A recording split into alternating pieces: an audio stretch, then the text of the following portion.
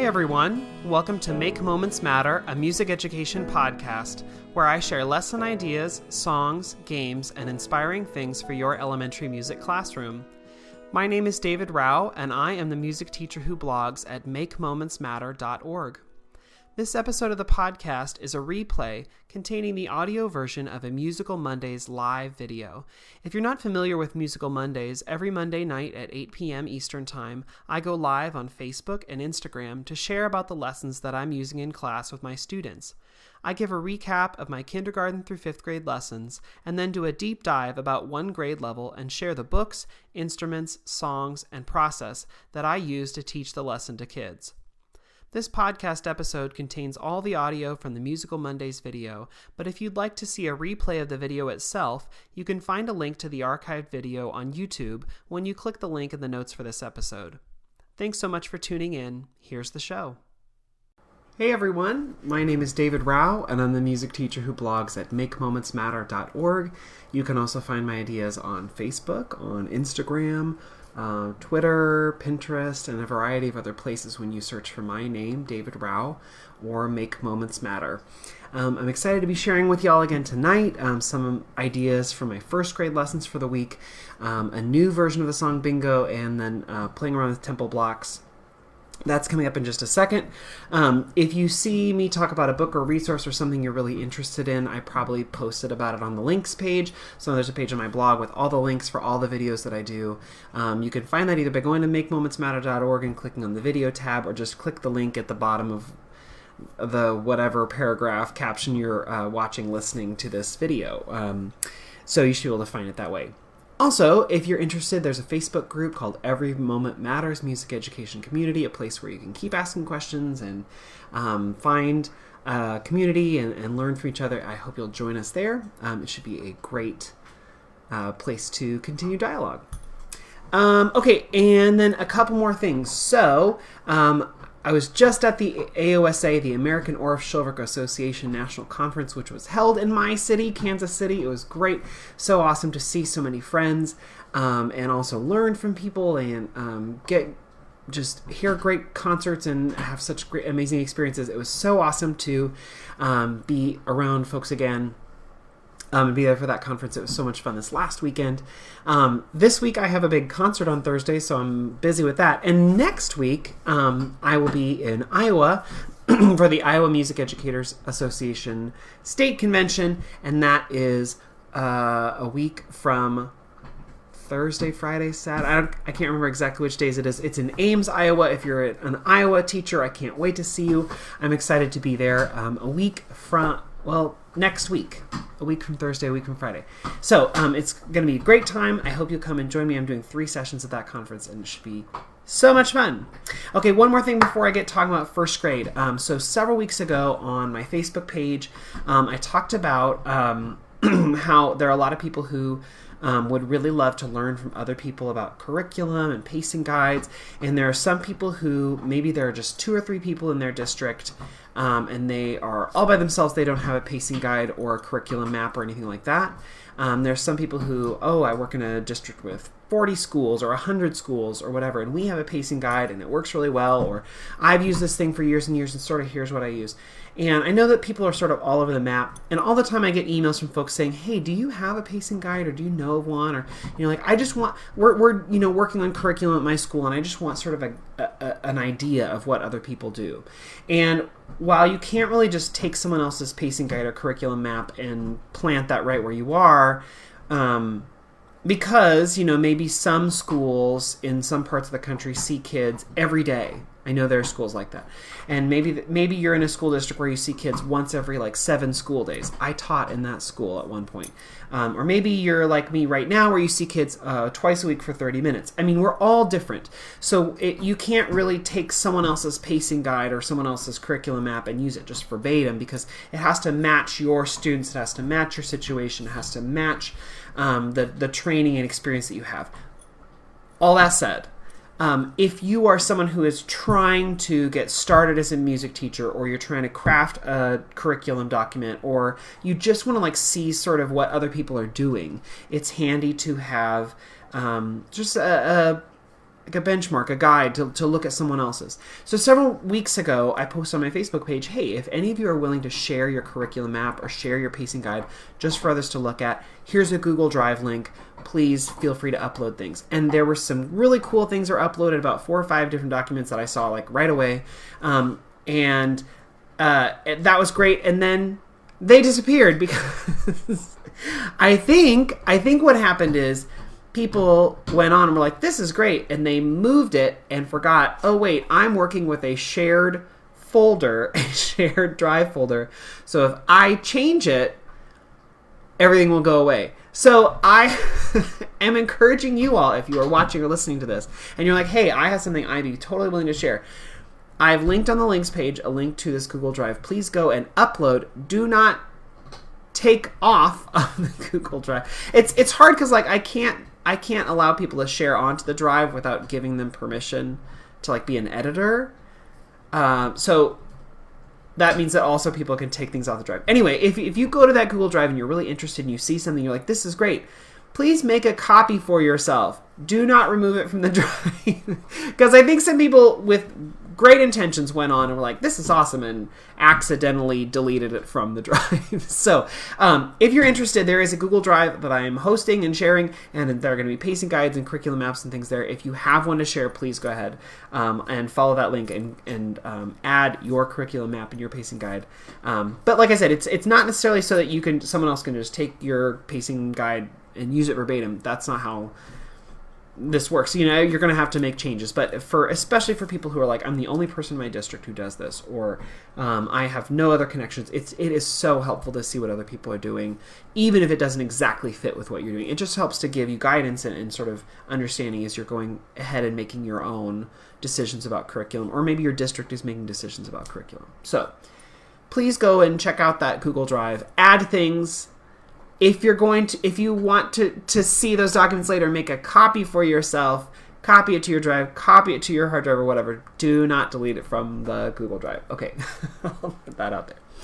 All right, so today I'm going to be talking about first grade. I'm going to be sharing one of my, a fun song for first grade, a bingo song, a different version of bingo, and also then talking about how to use the tempo blocks in creative movement and for steady beat. That's coming up in just a second. Also, my dog Samson is in here with me. You can probably hear him. He's chewing on his bone. He's fine for now, but I don't know what he's going to do when I start singing and or playing the tempo block. So let's see what happens. Anyway, Samson's pretty new to me. I've only had him about a month and a half. So I'm still trying to figure out, hey, can he handle some tempo blocks? I don't know. We're going to find out together. So if he starts barking, that's why. Anyway, a lot of my kids know, and these two lessons are sort of focused for first grade. My students know bingo. There was a farmer had a dog, and Bingo was his name. Oh, B-I-N-G-O, B-I-N-G-O, B-I-N-G-O, and Bingo was his name. Oh. Yeah, they know that one. So in first grade, we do that maybe in kindergarten or something. In first grade, I say, I have a song about a dog. You've probably never heard it before. And I put a picture of a dog up on the screen and write B-I-N-G-O. And they're like, it's Bingo! We know this one! And so we try through once with the original. There was a farmer had a dog, and Bingo was his name. Like we do the original. And I go, oh, actually, no, that is not the song I was planning to sing. So anyway, listen to my new song. It is about a dog whose name is Bingo, but it's not what you just sang. Anyway, it goes like this. There was a big dog sat on a back porch, and Bingo was his name. There was a big dog sat on a back porch, and Bingo was his name. B-I-N-G-O, B-I-N-G-O, B-I-N-G-O, and Bingo was his name. And the kids are like, name out. I'm like, nope, no O at the end, just his name, that's all. Listen again. And so what I actually have them do maybe the second time is they listen, and then I can also say, just keep a steady beat on your knees while we do it. There was a big dog sat on a back porch, and Bingo was his name. There was a big dog sat on a back porch, and Bingo was his name. B-I-N-G-O, B-I-N-G-O, B-I-N-G-O, and Bingo was his name. And then actually we're going to add a little something. We're going to add some claps. See if you can figure out where. Just watch me and see. There was a big dog sat on a back porch, and Bingo was his name. There was a big dog sat on a back porch and Bingo was his name. They love those little claps in there at the end of each of the first two phrases. So I just have them pat the steady beat and then clap at the end of each phrase. Let me try that again. There was a big dog sat on a back porch and Bingo was his name. There was a big dog sat on a back porch and Bingo was his name. Yeah, so that's the first two parts. And after a time or two of patting with hands together, usually I'll have them do hands separate, so it's like their hands are walking. There was a big dog sat on a back porch and Bingo was his name. There was a big dog sat on a back porch and Bingo was his name. B-I-N-G-O, B-I-N-G-O, B-I-N-G-O, and Bingo was his name. And if you're wondering what chords I'm playing on ukulele, I'm singing this in F. So there was a big dog sat on a back porch and Bingo, C was his name. There was C. The big dog sat on a back porch and Bingo was his name. So just F and C. And then for the second part, B-I-N-G-O.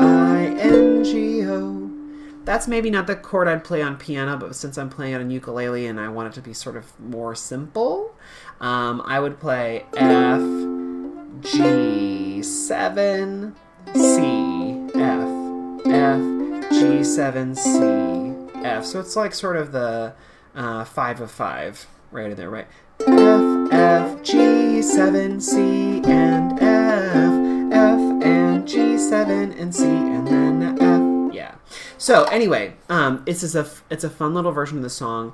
When we're doing it at first, just sort of as a finger play, they'll just walking hands and then the clap, walking hands and then the clap, and then what I have them do for the next part is I have them watch my hands. So we're sitting in a big circle, and I have them watch my hands, and I say, here are the actions for the next part, and I let my my hands and fingers just walk in, and walk out. So in, out, out, out, out, in, out, out, out, out.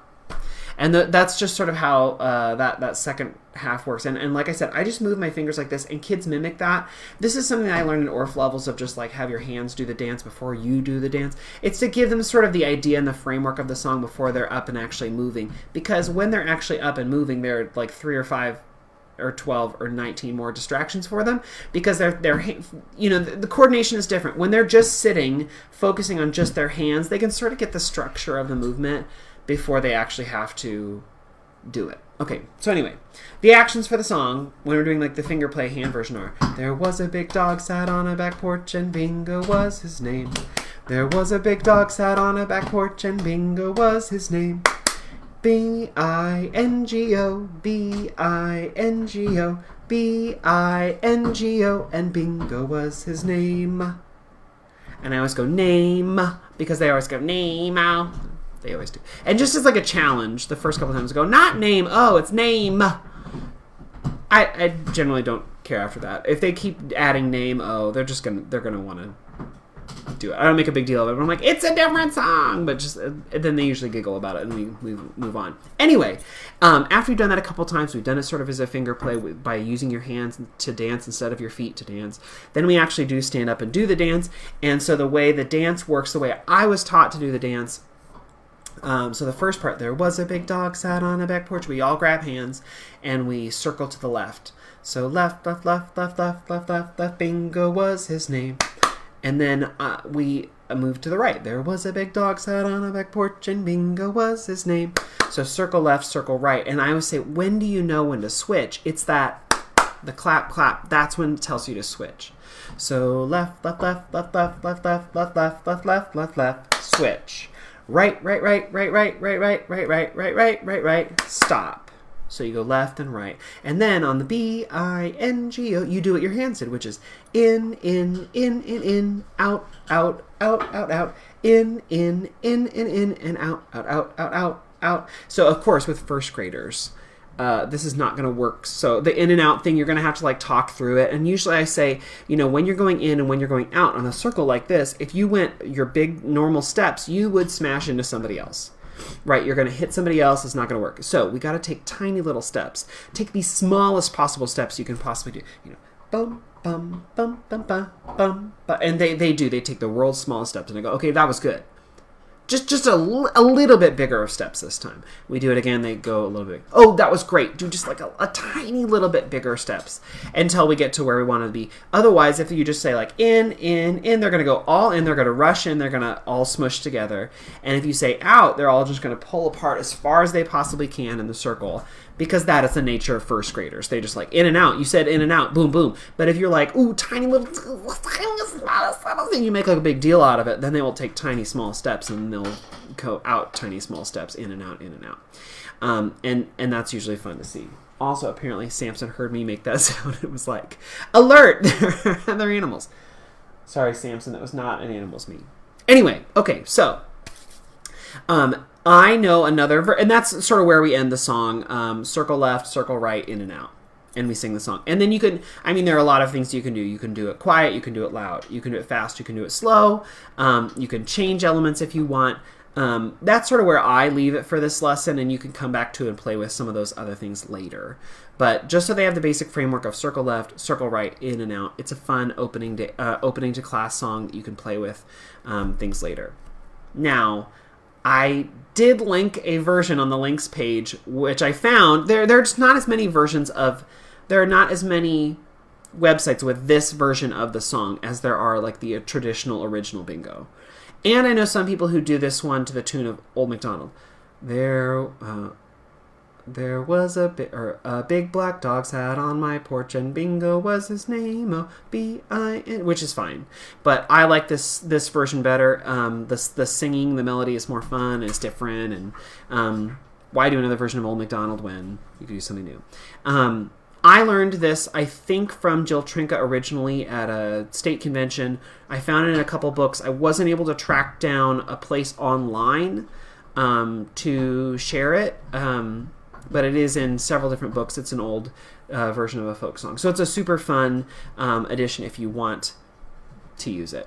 Now, I did find a version, I linked this on the links page, that has dance instructions, and what they have you do is B-I-N-G-O, B-I-N-G-O, B-I-N-G-O, and Bingo was his name, and then you turn and you do a grand right and left around the circle going B-I-N-G-O, where you're grabbing hands and moving around. I am for sure not going to do it grand right and left with my first graders, so I ignore that instruction on the webpage and just go, you know what, I'm going to do my simplified version, is fine. But if you want to bring this song back in 3rd or 4th or 5th or 7th or 8th grade when they're able to do grand right and left when they're in college, they can do grand right and left younger than that, but it takes a while. If you want to bring it back, but it's fun to be able to start with this version. Okay, so that's Bingo. Another thing we've been working on in first grade is we've been working on steady beat. We've been working on keeping it in different parts of our body, trying to internalize the steady beat, feel the steady beat, utilize the steady beat whenever we need to. And a lot of that starts with like patting, like we're patting the steady beat. Maybe we pat, usually hands together to start. Maybe we pat the floor, we pat our body, we pat all over different things. Just be aware that when you're asking kids to pat or keep the beat or something, we always talk about crossing the midline. So that middle of your body, sort of like down your nose, down your body, sort of the cross section of your body. When you ask kids to cross that, you're forcing the brain to make connections in ways that maybe it's not used to in early grades, K1 and 2. That's why a lot of kids have trouble working with hands independent. That's why we don't do recorder. Well, one of the reasons we don't do recorder in like kindergarten, first grade, second grade, because their hands just are not independent. And that's just a function of where their brain is and brain development. Crossing the midline is something that they learn in first and second and third, and as they get older, it's something that they learn. But PE teachers and music teachers all the time were figuring out, okay, well, if we're asking them to do something hands separate, or if we're asking them to move one hand across their body to the other side, that's a tricky thing to do because we're asking them to cross the midline, cross the middle of their body. So when we start with my first graders, we start hands together. We might do hands broken, so hands separate right and then left. We might keep the beat hands together on our shoulders or on our head or on our chest or something. But anytime you're asking them to cross that middle section of their body, it's a very difficult thing for them to do. So first grade, we're working on that. We're trying a bunch of different ways to keep the beat. Sorry, I'm just checking in on Samson because he's, like I said, we're figuring out what he's able to do. And right now he's just hanging out here with me in the office, and he's doing okay. Good job, Samson. But he's getting to the end of his availability, so just making sure he's not like chewing on my doorstop like the other day. Okay, so anyway, we do lots of those activities. We play with Beat Buddies, so little beanie babies. We play steady beat on instruments, egg shakers, wood blocks, all sorts of stuff.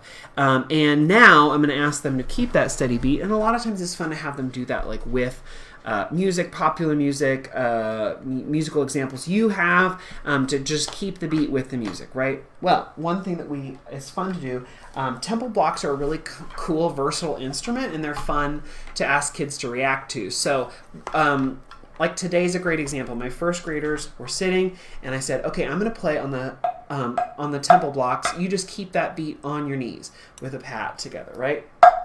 So I give them a pat, right? We might try different tempo or different speeds. Samson is really unsure about this. He's not a fan. Okay. And we might go slower. See, Samson, it's just a tempo blocks. You're fine. Anyway, so we might go faster. We might go slower. Right, and then usually after a while I'll ask them to, we'll do hands together, maybe we'll do hands separate, and then I'll ask them, after a couple tries, different sorts of things, have them stand up and in their spot, in their place, to keep it while walking.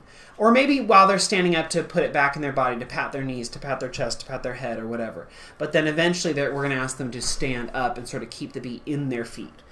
And this is where it starts to get interesting. At first I have them stay non-locomotor, where they're not moving around the room. They're just staying in their place, but they're keeping the beat on in their feet, right? And then eventually I'll ask them to be locomotor.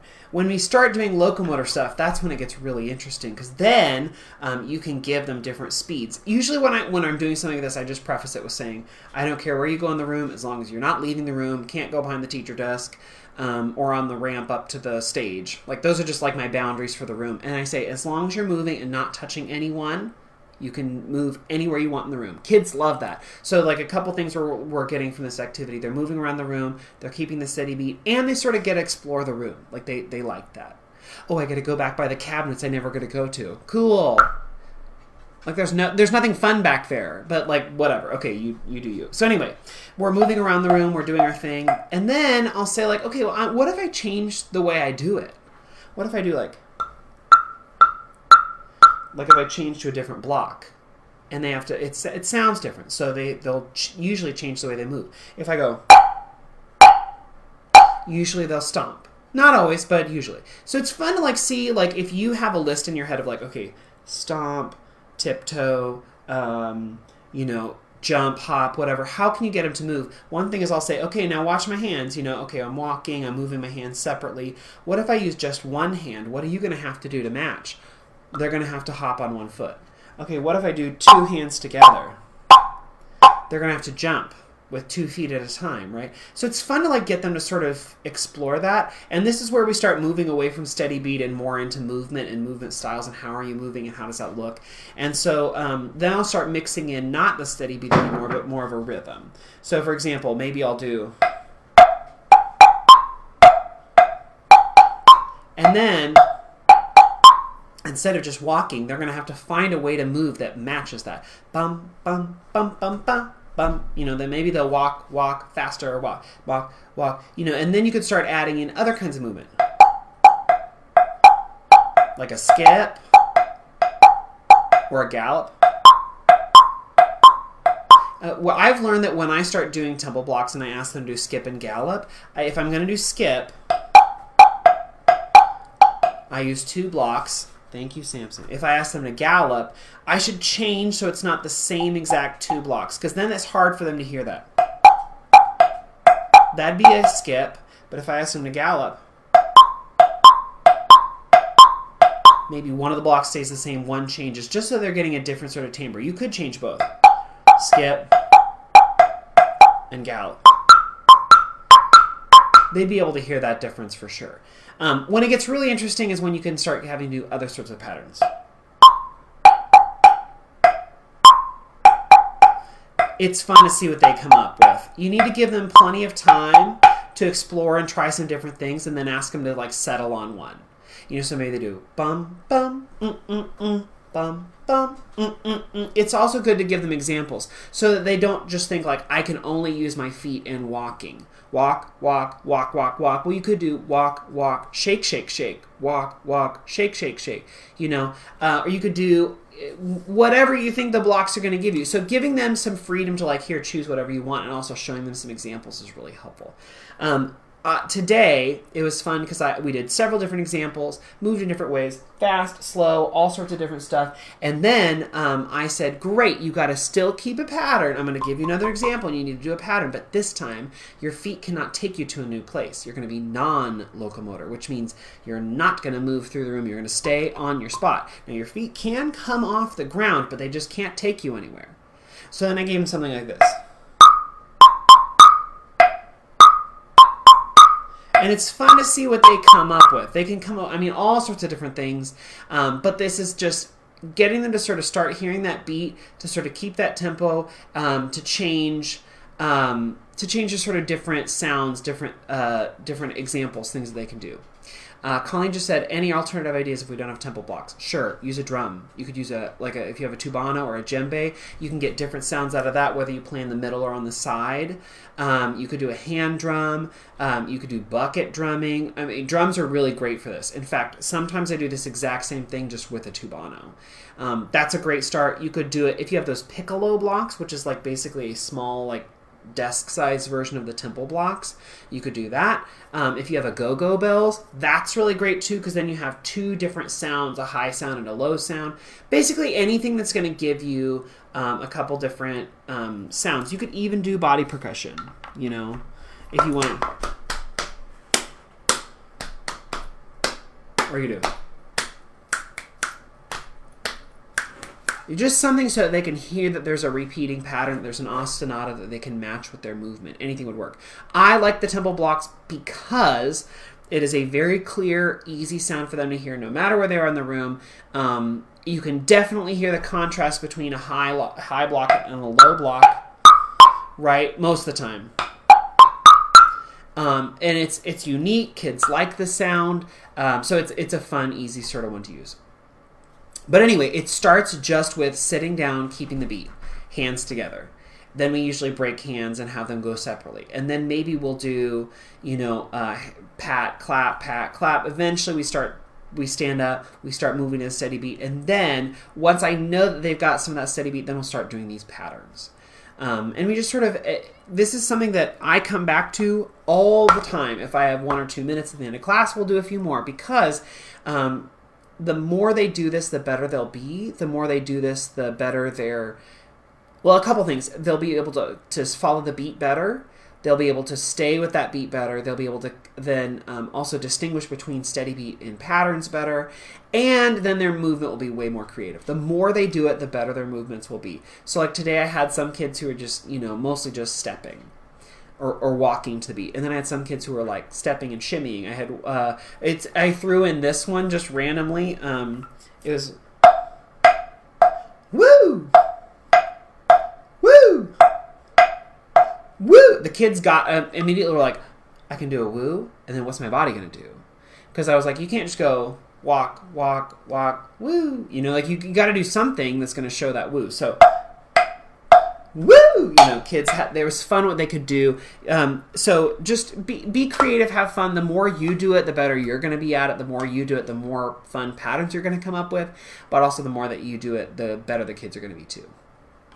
Okay, so these are 2 ideas for first grade. Bingo, the new version of Bingo, and tempo block, steady beat, rhythm, craziness.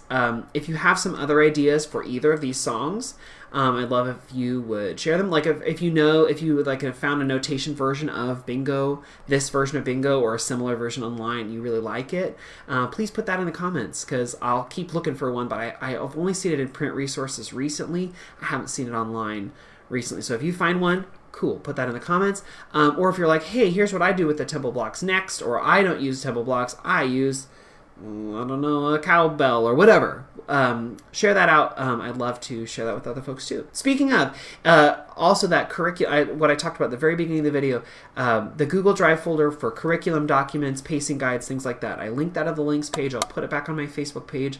But if you're willing to share your pacing guide or curriculum map, please upload that to Google Drive. If you're interested in those, please don't remove them from the drive, but please make a copy or download a copy for yourself. But you got to leave them on the drive for other folks to be able to access. I know that it was probably just an accident that people accidentally deleted from the drive, but now you know, so please make sure that they stay there.